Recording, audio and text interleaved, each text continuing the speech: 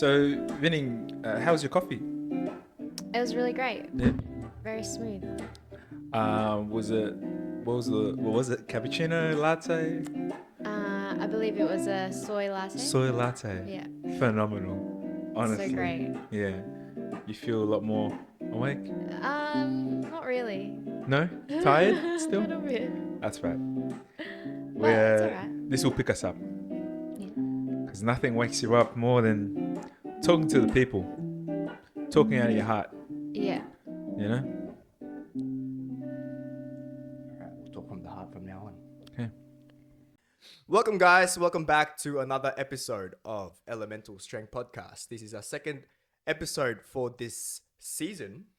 The other day we were talking about, well, you were talking about how you would want to farm one day Yeah, Right. for my retirement. for your retirement. So it Yeah. got us thinking, like, what are our retirement dreams? Like, what do we want to do when we're like 70 years old and, can't powerlift anymore? Mm. Oh, maybe just we tell will my be age. powerlifting. Who knows? Does this tell my age? Because I've started talking about my retirement. We're like halfway there, basically. Whoa. No, actually, the reason why I started talking about this, that I want to live in a farm, is because it's so hard to get eggs these days.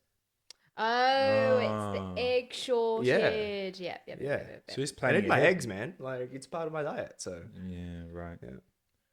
So Dad? a chicken Sorry. farm. Or like an Just- everything yeah. farm. I don't Endless know. eggs. Yeah, I feel like, don't you think that true wealth means being free with your environment? And I don't know where I'm going with this. Why do I do this? No. I get where you're. yeah. So are you trying to say that true wealth is not having to worry about scarcity? Yeah. Yeah, Yeah, right. for Okay. sure. And also, yeah, I feel like living on a farm, you're in your own little world. If you actually build the infrastructure around you, right? And you might not need to go to the city, you might not need to go somewhere else. And I feel like that's freedom. So I suggested to Michael that he should watch Clarkson's Farm, Yeah, Jeremy Clarkson. Jeremy Clarkson's Yeah. farm doco, and it's really entertaining and funny. So I'm a big Top Gear fan, so Yeah. I might actually do that. Oh, Jeremy Clarkson's the guy, the tall one. Yeah. Oh, yeah. Yeah. Here's a farm. well, he did a show where he bought a farm and like tried to run it. Right. And yeah. he just, it goes through like what it takes to run a farm and like how much it costs. And Oh. okay. it's entertaining. He's really Yeah, funny. yeah, Yeah. And he's got like this advisor who's like just telling him all the stuff that he needs to buy and everything. And he's just kind of like nodding and like, but like can't believe that there's a lot of work that goes into it. Mm. Yeah. Speaking of shortages though, I don't know if I've ever told you guys this, but like, remember when there was apparently a potato shortage recently? Was it? I don't know. Okay. Not that I'm aware of. Yep. Well, But we- anyway, I don't know if this needs to be on the podcast. No. What'd you do? No, one No, time. this safe space. I just remember this because we're talking about egg shortages. But like, one time Aaron called up like a pizza shop and ordered pizza and chips. But before he said anything, before he was like, "Hey," and they're like, "Hey, what would you like?" And they're like, the first thing he said was, "Do you guys have chips? Because there's a potato shortage." I like that he's already concerned about their. And the guy on the The phone's supply. like, "Yeah," like he had no idea what he was talking about, and he was like, oh, "Okay, cool. Can I get?" Anyway, that just reminded me when you said egg shortage. Why was there potato shortage? What was that? I was can't that remember. I think it was a potato shortage. I don't know. It was something ridiculous, but it was just the fact that that was the first thing he said to the guy. He was very concerned about Yeah. the shortage. Yeah, the pizza shop. Yeah. Yeah. Vinny, what is your retirement dream? Oh, I don't know. Haven't really thought about it. Dream? A farm sounds nice, but I don't know if I can be secluded for that scares me as well, you know, being like isolated. But you always have the option to go somewhere. I mean, you're not going to be like, it's not the zombie apocalypse and then you have to live in a farm. I think my retirement dream would be for Aaron and I to just spend a lot of time with our grandchildren.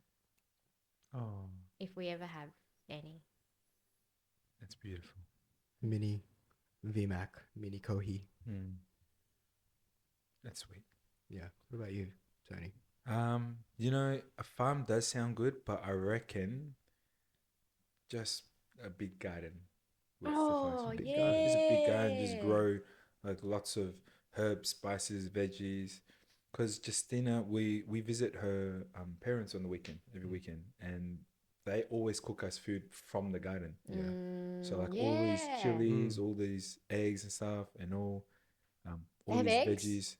I think they buy it at the market. All right. They don't have chickens, but Chickens. they don't have chickens running around. But yeah, the garden has everything. Like these plants are like on roids. Like there's got this. I think it's a cucumber, like a massive ass cucumber, like huge, like not needed. You don't need that big. Not a zucchini. Cucumber. Yeah, cucumber. Yeah. Yeah. That big. What was It's what were you definitely asking? not a zucchini. No, I swear. But I could, yeah. Or bitter melon. That would be nice. Yeah. I tried to start a garden once and I just forgot about it. Yeah. Left it alone. Got a few snow peas, but and tomatoes actually. Cherry tomatoes are actually really easy to grow. Yeah. Speaking of, you know our plant at the gym? Yes. It's growing like a little baby branch. Yes. Yeah. Our little plant named Ellie. She's growing new leaves. And every second day, one of you two is knocking her over. Yeah, I had to change its position, and that's why we need to get the railing sorted because it's dangerous. Yeah.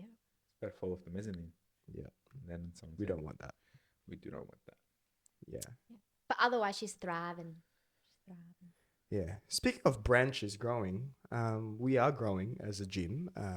You know, we are growing as you know, as a culture actually, you know, and I think we owe that to a lot of the young lifters that we've been getting, like the juniors, right? I think over the years, I mean, we're pretty early on this business, but I think we have developed a strong passion for the development of our juniors. So today's topic, do you like that? That was You good. like I like that. Keep cooking. do you like that segue? Yeah, I think we can discuss how we can really make the development of junior as positive as possible, right? Because I think they are key to grow the sport, right? They are a big piece of the puzzle when it comes to growing the sport of powerlifting. And maybe we can begin by, we were all juniors once. We were all, you know, we were only a few, we're one of the few that has been in the sport since we were juniors, and now we're nearly, you're not in your 30s, we're in our 30s, and we're still in the sport of powerlifting. What can you remember, and how do you remember being a junior powerlifter? I think it's very different compared to now. Back then the sport was very much still growing, as it still is. But, you know, we're talking 7-8 years ago now, for me at least. And there was very much not that much competition back then. And it was almost like, even though you were a junior, it was like, it was all about like the participation of it. You know what I mean? Like there wasn't a huge, at least for me and like my weight class, I would say Mm-hmm. there wasn't a huge like competitive element to it. Yeah. So like we're just happy to be there, you know. Yeah. Whereas now, like the fact that there's full on separate event and it's Mm-hmm. like, you know, you get to travel interstate and there's at least, you know, Yeah. 10 people in your weight class, like Yeah. just shows how much the sport has grown in such a short amount of time, given like, yeah, in the middle of that, there were for a couple of years it was COVID, you know what I mean? So Yeah. sport has definitely grown exponentially, which is really good to see. But yeah, I just didn't feel like back then there was a lot of pressure. I feel like our juniors now, they feel a little bit of that competitive pressure to do well and to um, produce a good result. Yeah. Yeah. Because back then it was your first ever junior nationals was you, Angry Noodles, Joanna Reyes, which is also Hung's fiance, Mm. and then Wendy Chan. Mm. That was it, under 52. It was just us three. Yeah. Yeah. And now, like your nationals that you just did, Yeah. crazy. It was already like nine Yeah. girls. Mm. And you were talking about the pressure that you were like, you know, there's more pressure on our juniors now. And why do you think that is? Is that because of the talent? What do you Yeah, think? Yeah. I think like obviously the standard is a lot higher now, and you know, qualifying totals are higher, so there's a little bit more at stake, even just from a local comp perspective, like having to qualify Mm. for nationals. I feel like there's a higher stake there, and Mm. then when you do qualify for nationals, there's actually like a really high standard of performance and of lifting. Mm. And so yeah, that adds to the pressure that lifters experience nowadays. Whereas before, like the qualifying totals were very, very low. Yeah. Mm. Yeah, for me to have even qualified in my like first 6 months of powerlifting, like yeah, it's not heard of these days, I think. Yeah. It's Yeah. much easier to say, oh, I'm the third strongest 52 kilo in Australia. You know what I mean? Something like that. Yeah. Yeah. Yeah. Yeah. What about you, Tony? For me as a junior, um, now there definitely is a difference between juniors now and juniors back then. Obviously, like Vinny said, quality is so much higher. My experience as a junior athlete was there were very high highs and very low lows because I was very accomplish driven, and back then it was so easy to get accomplishments. The record was so much lower back then. I got the deadlift, the junior deadlift record, open deadlift record, the total record, and as a junior to get that many accomplishments at so early in your career, like lifting journey, um, it really puts this definition on what success is for you. And for me, those were the highest highs. Mm-hmm. But then obviously, if you make that, I found that uh, it wasn't healthy because when I got injured and started plateauing, and obviously when I first started, I'm having all these newbie gains, and I'm going at this rate. When that starts to slow down, or when I go backwards, it's like, where do I go from here? Like, what happens? What happens now? And then I think that was very disheartening, and it took me a while to sort of get back into sort of adopt the whole. It's about development, not about accomplishments. Yeah. 100%. And yeah, Yeah, that's really good because I think I was actually talking to JP about this. We just recently had the Team Champs interview for the coaches, and I brought up the fact that like in COVID, JP put up a video talking about the 10 things junior lifters should know, should hear, and that reflects that pretty much like aligns what he was saying about once you finish becoming a junior and then now you're in the opens, powerlifting doesn't stop there. You know what I mean? You need to be able to accept that, yeah, you're part of the sport, you're not part of junior powerlifting, right? And it's so easy to attach that competitive nature and, you know, breaking records and all that stuff. And then all of a sudden now you're facing a much tougher competition. I think accept that, and then know that like now this is square one again, and now I have more potential for growth. Yeah. Right. Rather than, now I'm irrelevant, like it's a different type of mentality. Yeah, definitely. But yeah, that was really good, bro. Like I think that's a important thing to think about, especially for a lot of our clients, a lot of our junior clients. And for me, I've had one junior national experience, and to be honest, like I'm not like you guys. Like I accept the fact that there are always going to be more genetically gifted lifters. That's why we don't compare ourselves to social media and all that stuff, because I think we need to accept the fact that there are always going to be some genetically gifted people, talented people, and all you really can do is like work towards your best, right? And I sort of accepted the fact that, yeah, like I'm part of junior nationals. I came like maybe second last or something like that.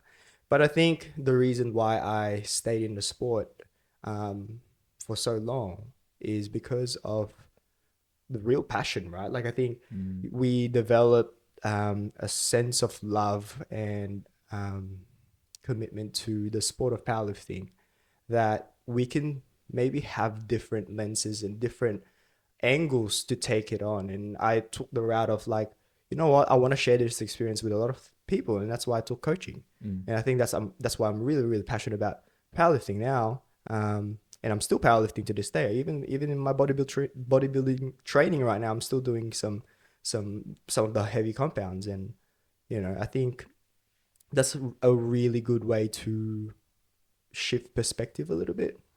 It's not just about the lifting. But yeah. Yeah, I think definitely to be in powerlifting for such a long time, you really do need to love and appreciate the process. And I think something that's helped a little bit for us is maybe like the style of training, or some of the from the programming aspect, or even just technique aspect. A lot of has evolved quite a bit from when we started, and like being part of that involvement and like applying it to yourself and your own clients. And I think that's what makes the process fun and exciting again, because it's like you're trying something new that and very different to what we were doing when we first started. Yeah. Yeah. How is it different in terms of like programming and coaching and all that, like from your experience and how you are executing coaching now? I think back then training was very intense, particularly towards the end of the blocks. Like you would be doing like multiple sets at 90 plus of your 1RM. And I found that was like, that's where like injuries would start to creep in. And like, whereas now I feel like we kind of spread out the intensity throughout your whole block, like your exposure to intensity throughout your whole block. And so, yeah, you're not as like burnt out towards the end. You're not as like, I definitely don't feel as injured, quote unquote, as I used to. Like I used to, back then I would have shoulder pain, knee pain, hip pain, back pain, everything. Every single part of my body would be like in pain. But now, yeah, definitely is a lot more sustainable in terms of training. Yeah, the effort. Yeah. Yeah. What about you? What are your thoughts on like the previous experience you've had when you were a junior, and like how you were receiving coaching and all that stuff, and how you would actually execute coaching now? I think just to add on what Vinny was saying, definitely there's a lot less chance of burnout now.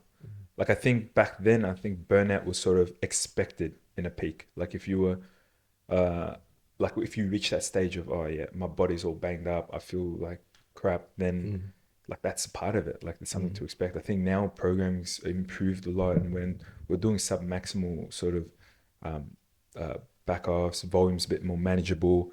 It's a bit more intelligent in terms of just how it's, progressing. I think it's a lot less burnout now. Yeah. Yeah. I think we start to realize how programming, coaching, everything is sort of like related to each other, and it's not just about the numbers, crunching numbers and getting technique done and all that stuff. I feel like the psychological element of the lifter is always considered within the program itself. You know, we talk about actually making sure that the lifter enjoys the program and they're actually going to get some adherence throughout. You know, I think that's the first thing that you really think of when we're writing our programs. It's not about like what's the best for them on paper, but what is the best for them according to their context, the constraints and everything. So it's a more holistic approach. Even the set reps that we prescribe, even the intensities that we prescribe, maybe it caters more to them, and rather than just like a default approach, I guess. But I think that's the biggest difference, really. Yeah, it's a little bit more connected to each other. Yeah. So do you think the differences between coaching a junior and coaching an open athlete, the main difference is psychology, or is it more physical in terms of like how you program? Good question. I think it's not that they're much difference. They're much different anyway. I just think that it's a lot easier to make expectations when you're a junior. Like maybe you have certain goals that if you don't actually necessarily hit, you know, like you'll be a lot more gutted than actually, you know. I recently had a post about like the type of clients that we get. I don't know if you guys remember. Actually got a lot of like kind words and a few inquiries from that post alone. Like when I was talking about like when we look at our clients, we see them more in different. We were able to compartmentalize like them into like someone who's a little bit more minimalistic, who just prefers to just, you know, give me the program and I'll do it. You know, that's I prefer that approach. I don't want to think. I don't want to, you know, I just let me do whatever you want me to do. And you have your lifters who are a little bit more process driven. They enjoy going into training because they enjoy the element of training and, you know, the growth and development that you can get out of it. And then you have your outcome driven competitors where they're all about the numbers. They're all about just think about like Mamba mentality, right? Like think about like your elite athletes like Kobe Bryant, Michael Jordan. You want to be outworking everyone else in the room, right? And I think for us, you need to be able to adapt to whatever they prefer. And I think it doesn't really matter if you're a junior or an open or whatever.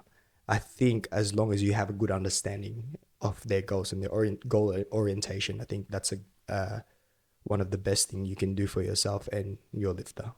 Yeah.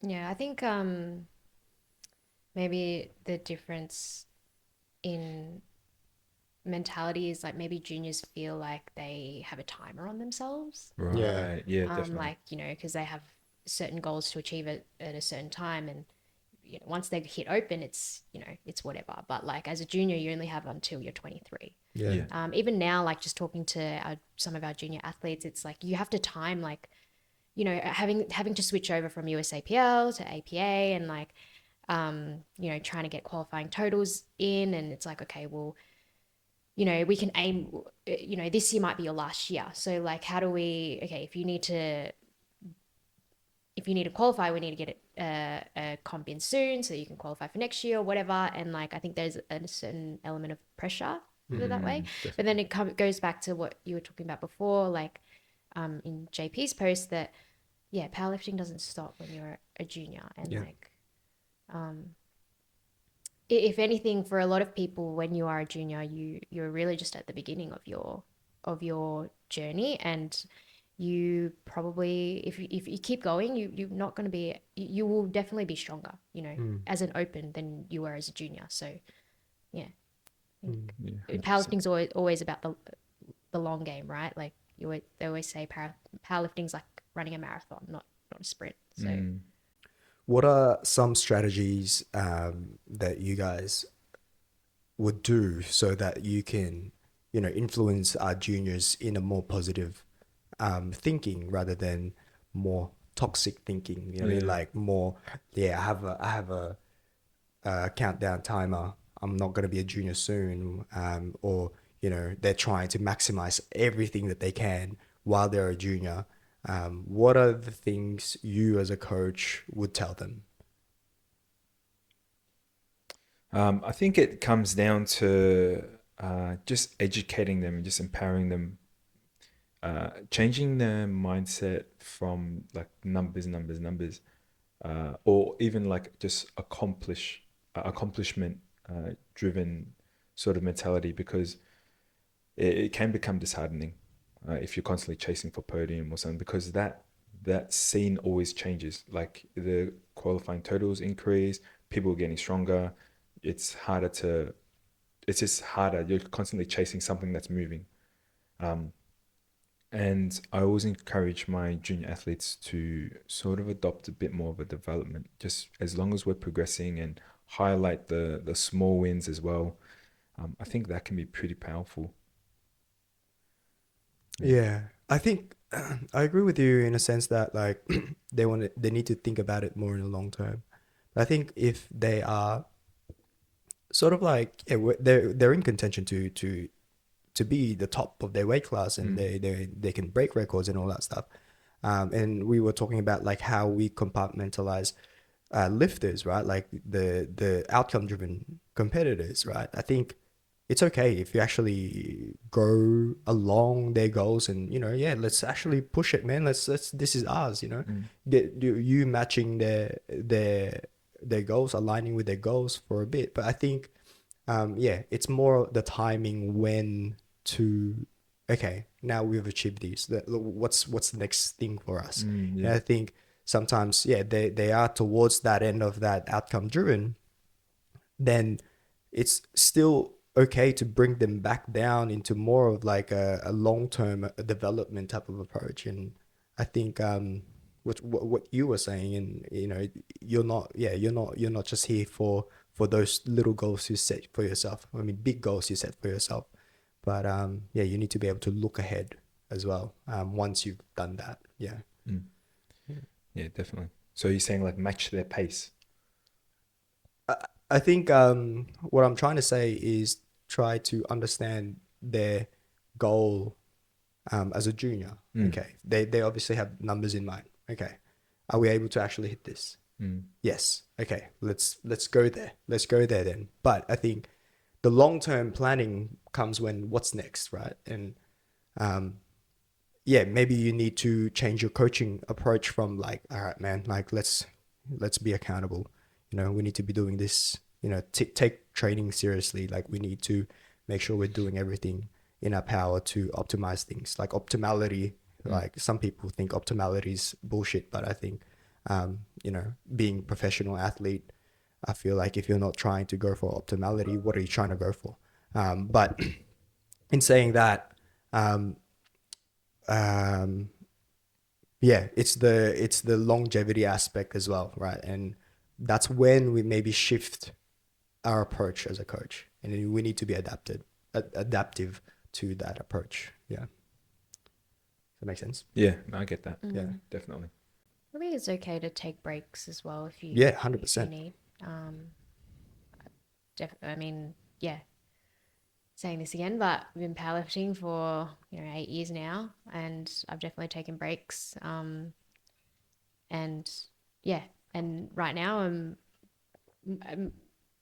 like the most consistent I've been in terms of training for a long time as well. So it comes in ebbs and flows, and you take advantage of when you feel motivated, but when you don't, it's okay to take a break as well.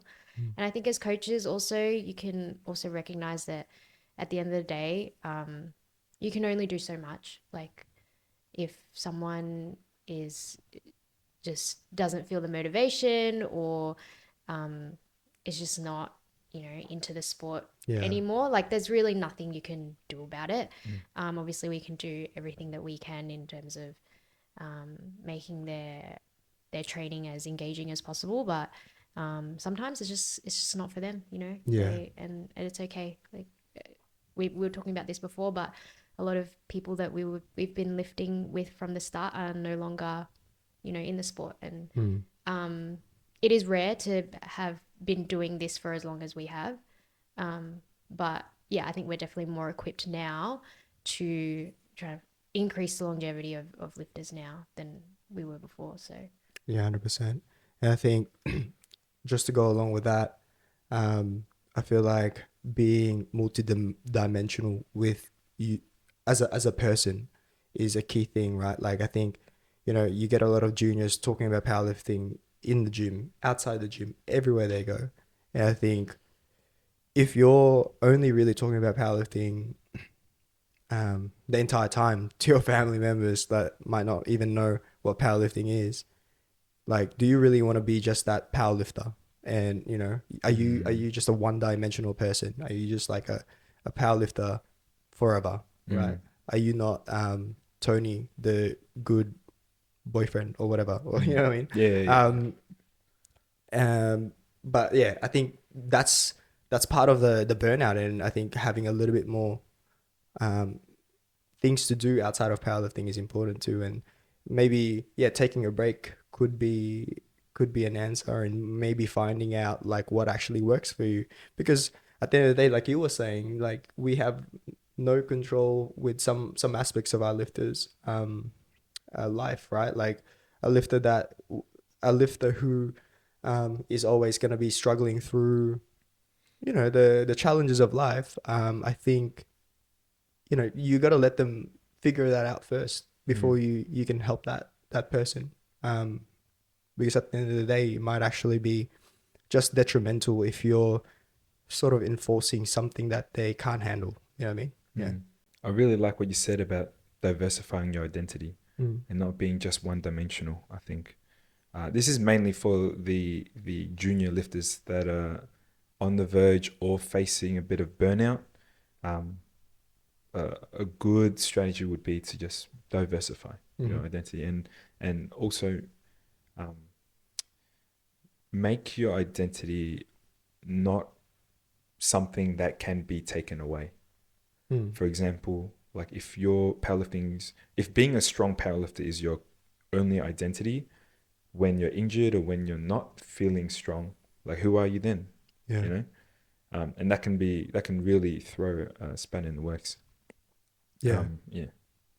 And I think the reason why it's really hard for juniors, right, is because obviously find they found powerlifting when they are like a young adult. Yeah. Right. And for a lot of people, um, for a lot of powerlifters, this is the first thing they committed to for a very long time, especially for juniors, right? And yeah, you identify as a powerlifter, and that's why, you know, it's really hard to be multidimensional. If you found something that you really identify with, and you know, it's almost like a what do you call it, addicting sort of sport, right? Like when you're really into the process of getting stronger, you're getting PBs, you get this immediate gratification from, like, you know, PBing and making RPs look like nothing, you know what I mean? There's an instant gratification. Yeah, that's why I feel like it's a little bit difficult for juniors. Yeah. Yeah, definitely. I think something interesting to ask is, and a little bit controversial, but like, and I'm not saying that I'm trying to be like devil's advocate here, but it's like, why do we even care? Why do we even care about the longevity of juniors? Is it just for, like, you know, business sake? You know, we need, you know, like, I think, yeah, maybe that's a, you know, It's a good question. yeah. I'm coming from a perspective of, like, I was once a junior and I'm still in the sport of powerlifting, even though I'm not as competitive as a lot of people. And I find that powerlifting has impacted my life very positively. And I think um, I've gained so much relationship from it. I've gained so much actually respect from it. Like, you know, you don't necessarily get a lot of people respecting you in a way because you're committed to something, right? And I think my commitment to the sport has always gone towards yeah, like you know, it contributed to my sense of being a good person, I think. And and for me as a coach, I want to share that experience, and I feel like, yeah, like even though yeah, it might seem like, yeah, this is because we want you to be powerlifting because, you know, we want your money. I think I think the intention is always, this is what we can provide for you. We want to provide it in the most positive way, in the most positive experience you can have, because we pride ourselves for what we can, you know, what we can share to you. Does that make sense? Yeah. I'm the same. Like I've always thought that, yeah, as mediocre as my, you know, progress has been over the years or whatever, I'm still really proud that I'm still in the sport, and it's more about loving the process. And for me, strength training has always been about what my body is capable of. And I think that that's something that everyone can benefit from in their lives in terms of like self-esteem and like self-worth. Yeah, I've always been proud of like what I can do in the gym. Yeah. Yeah. Yeah, 100%. It's like the pursuit of bettering yourself. Yeah. That, yeah. Yeah. I wanna I'll talk about one lifter that I really resonate with, and he is still a junior. You know, David Lazaro. You guys know him very well. I think he, like, Shout out to David. yeah, shout out to David. I think this shows how passionate about you know, making putting a positive impact in our juniors life, because I see a lot of resemblance from his upbringing and his development towards when I was like a junior too, when I was starting as a powerlifter. So, you know, he's like, you know, he came to Australia very late, like me. I think it's really hard to maybe get people to understand the struggles of not being able to be understood by many people. And, you know, I think powerlifting has been such a great outlet for him, and like how it was for me, for him to be understood. Yeah, I mean, because I feel like he is probably more knowledgeable in powerlifting than other aspects of his life. And not that I'm like, you know, dissing him or anything like that, but I think he's definitely a little bit more motivated towards powerlifting, and he can really relate to the sport, you know what I mean? And I think when he is struggling, I feel like we the same struggles as when I was growing up. Like, yeah, I really want him to go through the positive experience that I've had, and make sure that we are guiding him in the right direction. You know what I mean?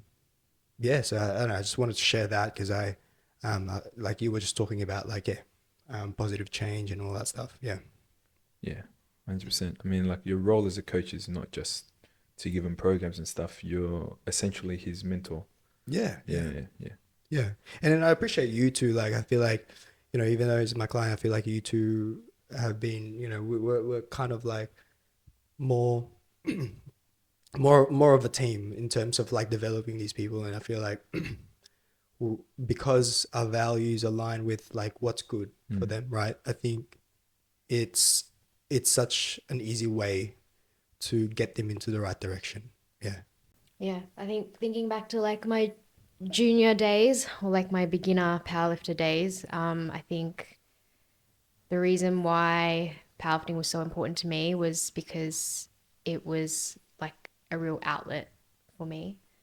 And like I was working when like my toughest job at the time, and I think powerlifting really taught me like discipline and working towards a goal that's personal. You know, it's not about what someone else is doing. It's not about chasing someone else's numbers, but just working on yourself. And I think you can apply a lot of skills that you learn in powerlifting in your everyday life. So yeah, that's What are the examples you would say? Like, would you use powerlifting as a analogy for life or something? Is that what you're trying to say? that um that things take time. Yeah. That you need to stay committed to something for you to reap the benefits of your hard work. And it takes little consistent effort over a long period of time and not just short bursts of a lot of effort. Yeah. And you just crash and burn out. Absolutely. I think that's why we value longevity in junior athletes so much, because we know how much it can teach them and help them grow as people, not just, not just athletes. Like we see the benefits, whether it be long term or short term. Yeah. I think like, yeah, we care about our juniors because like we want them to turn out like as successful young people, you know, and it's not just about like in powerlifting as well. Like it's about what their pursuits are outside of powerlifting. And we just know that like powerlifting will support their life journey. Yeah. 100% goes along with what we were saying to be multidimensional, to be more than just a powerlifter, and what like using the skills that you learn from powerlifting into other aspects of your life. I think it's a really good one. I think that's something that we excel at. I find that we're really good at talking to these juniors about things outside of just lifting. Like we develop a friendship with them. We talk about things happening, at their work, things that happen during the day.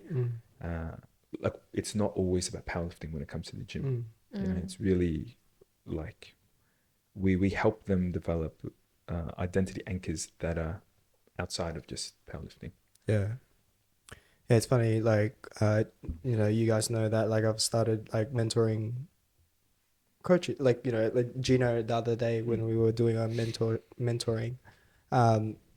I think he gets caught up with the fact with that like, this is a new lifter I'm working with.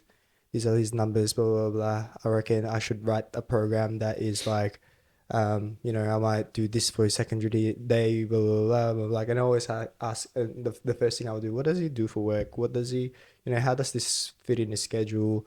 Like what is he like? What is he actually wanting to compete, or what is the reason for him powerlifting? And I think it's such an underrated question to ask them, because I feel like we get caught into the you need to be doing this as a powerlifter. You know what I mean? Yeah.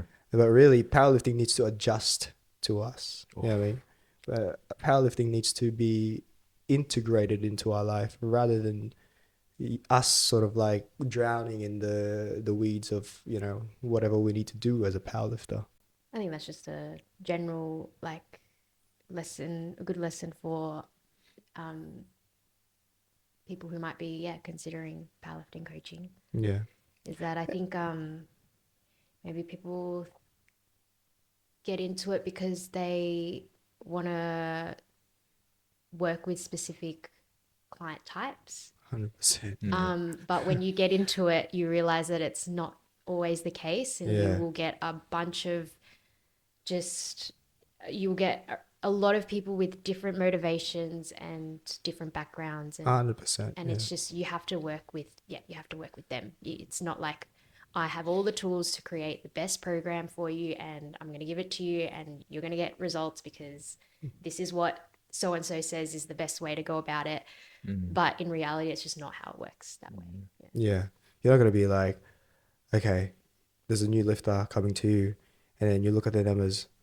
Actually, you're not going to be an elite level powerlifter. I'm not going to work with you. Like, you're not going to be like that, right? Yeah. So you need to be able to understand people. You need to be able to understand people and how they work and how they think and how they prefer things. Yeah. Because we That's coach another- humans, not machines. Yeah, Yeah. That's true. 100%. That's a whole nother podcast. Yeah. Do you feel like it's also common for juniors and the people that have been asking me for like, hey, are you guys going to be doing like a formal mentorship or internship or whatever? Do you feel like it's a common thing for them to want to coach as well? I think that, Yeah. well, yeah, there's Yeah. definitely a 'Cause handful of It's them. pretty much all juniors that actually ask me, like, they're all juniors actually. Yeah. That's true. Yeah. Yeah. And I think it's pretty important because, um, you kind of don't want to have that reputation, maybe influencing them in the right way earlier on while they're still a junior if they want to actually pursue a career out of powerlifting, to make sure that they're aligning with some positive traits and non-toxic ways of coaching, right? Because I feel like I know some coaches who promote toxicity to almost motivate their athletes. Yeah, yeah. Do you know yeah. what I'm talking about? Like, Yeah. yeah, I think I'm not gonna name any names, but yeah, toxicity within coaching is definitely a thing, unfortunately, and I have a strong passion to stopping that because it's harmful. It's harmful for your clients, harmful for the sport of powerlifting, harmful, yeah, for the person. Yeah. Because it's like a ripple effect, right? Exactly. Yeah. Yeah. What are we? Would you rather? Yeah. What are we ending up to close off today's episode? We've got Tony put up a story asking for questions. Is that right? Oh, no, we're doing Would You Rather. Oh, would you rather? Yeah. We're doing a would you rather. Because it's... how long is it? Been an hour. Okay. All right. Let's do 3 Would You Rathers. Okay? Okay. Ooh. The first one. Okay. Would you rather have a fly land on your face every time you brace or have your knee sleeves smell permanently like an unwashed locker room? So every time you're about to do a heavy squat, a fly just on your face. And it's like it's a fat fly. Or your knee sleeves smell Hate like... flies. But dirty knee sleeves also smell bad. But can you smell it? Like, do you have nose blindness to your own No. knee sleeves? No, I think course. that if you've worn them for this long, like maybe the first couple of times you're like, oh fuck, but then after a while you're like, Because look, not gonna lie, I haven't washed my knee sleeves in a really long time. I would rather have the fly on my eye. Is it eye or face? face. Okay, yeah, I'd rather have a fly on my But face. it's like crawling on your face. That's fine. Okay. You know me and like smelling good. And, Yeah. Can't. Yeah. No, I think I could get used to the fly. I Yeah? don't know. Yeah. No, I get that. I feel like I have better concentration, and I feel like I'd be more concentrated with a fly in my face rather than smelling someone's stinky ass. Yeah. Because with a fly in your face, it just affects you, but then the knee sleeves affect 100%, everyone. yeah. Oh, how I get that. selfless. Yeah. It was very What, honorable. what of about you. you? What would you rather? No, fly. Fly? Yeah. I mean, I haven't washed my knee sleeves. Yeah, but, So it'd be both. You know what's funny? You 'Cause end up with both. it was funny because I was like, you know how like I still squat for my bodybuilding training, right? Yeah. I was actually gonna ask you, hey, can I borrow my like the knee sleeves I gave you? yeah. Yeah, I'm like, maybe not. maybe not.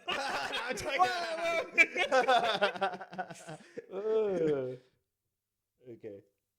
That was a good one. Would you rather train in a gym where the bars are permanently bent or where the plates are all mismatched and slightly different weights? Mismatch. You need a straight bar?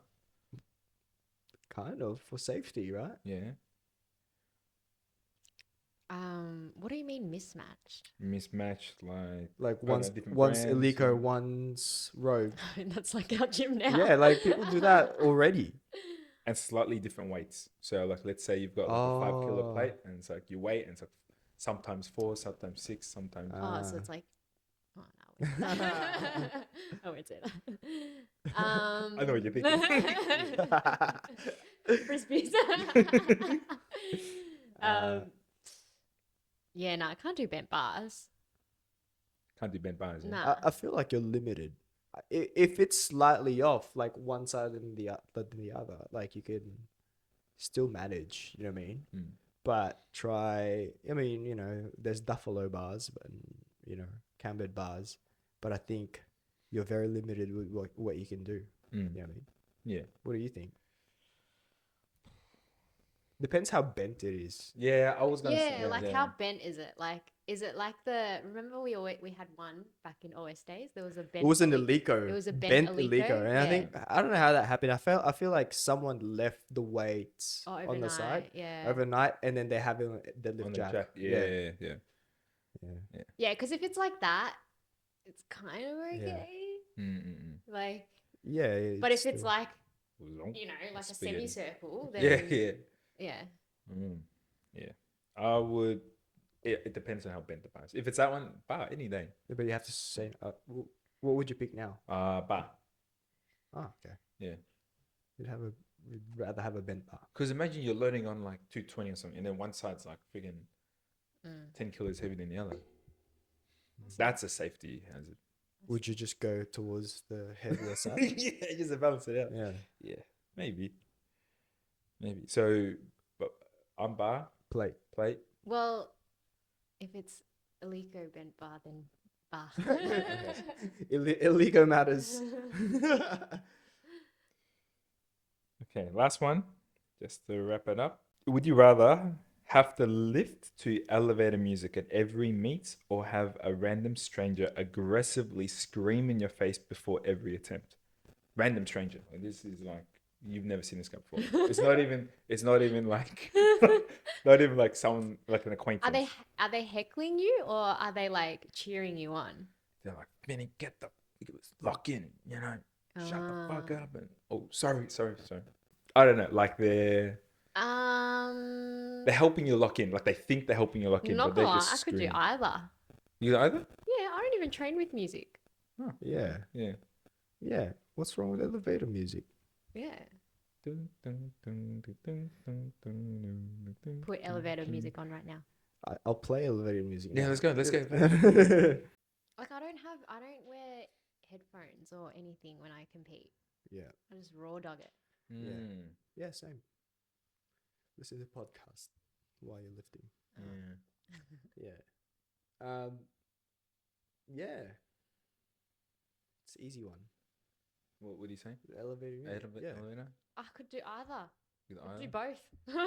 I don't think you can do the other one though as often. What? Yelling Come at on, meeting. Come on. It's now or never. And imagine they're like Yeah, this man. close to your face. Like, How can they be that close? They're well, not gonna that's be that close. that's the hypothetical. That's hypothetical. They can't be on the platform. Nah, but, No, but like you're imagine in your the chalk. coach is like that, and it's a random stranger. Like, Yeah, hey, but they're in the crowd, like spectating. no, they're not. No. So they're like standing there. Like somehow they managed to get backstage, and they're yelling at you.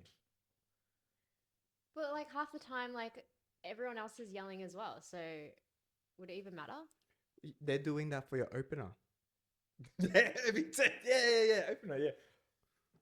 Like a squat opener. It's a hypothetical. Yeah, it's I mean, hypothetical. like, it's not. This is It's like not. fantasy land. Yeah. This is Fine, elevator music. okay. Yeah. Beautiful. Yeah, I'll get elevator music. Yeah. would Yeah, hate I it feel if like the other someone- one's too extreme. Like, yeah, too extreme. What if it's like no one's saying anything? It's just dead silent. Oh, I love that. Yeah, Yeah, like peace and quiet, right? yeah. Is it- okay. I would, but only if like you mean just for you though. Yeah. Like everyone's getting cheers and stuff, and then when you get on dead silent, that would throw me off. Yeah, it's Yeah, people start yeah. bullying. Not even that. If it's dead silent, I'd be like, oh, that's sad. Oh, okay. I don't care. So to close this off, we're gonna do a bit of role play. Michael's elevator music, and Vinny and I in the elevator. Can you press level 8 for me? Level 8. Yeah. Oh wait! Oh, we've started. Sorry, I think you. Oh. I think you wanted something. Elevator music. Okay. Yeah, elevator music. An elevator. Oh shit! I can't. Sorry, I'm a bit shaky, guys. That's It's been a while. I need to be in an elevator. Letting us stay. Lock in.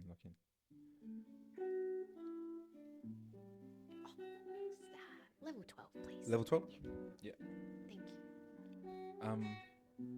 I think I recognize you. Are you from the finance team? Finance team. Yeah, is that you? No, I'm from the executive suite. Ah, the executive suite. Actually, I wrote you guys an email. I'm not sure if you got it. Tony? We block all emails from Tony. Oh. Sorry. Yeah. What was the email? Since the about? last incident, you Yeah. guys blocked. Okay. It was actually about the hygiene in the kitchen area. The what, sorry? The kitchen area, What's there? the common kitchen. There's just a little bit of. There's just some flies around the fridge, and Oh, it's getting a bit too real.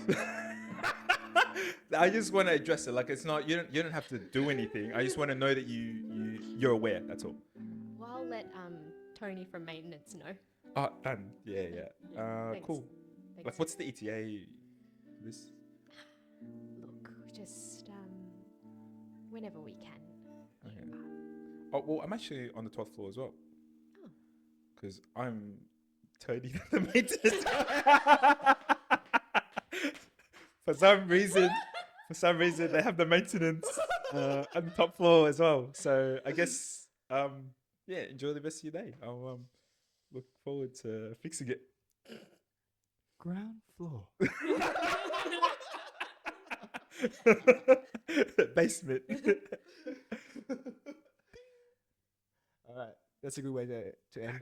That was so random. Stay in your element. Yeah. Bye. Bye.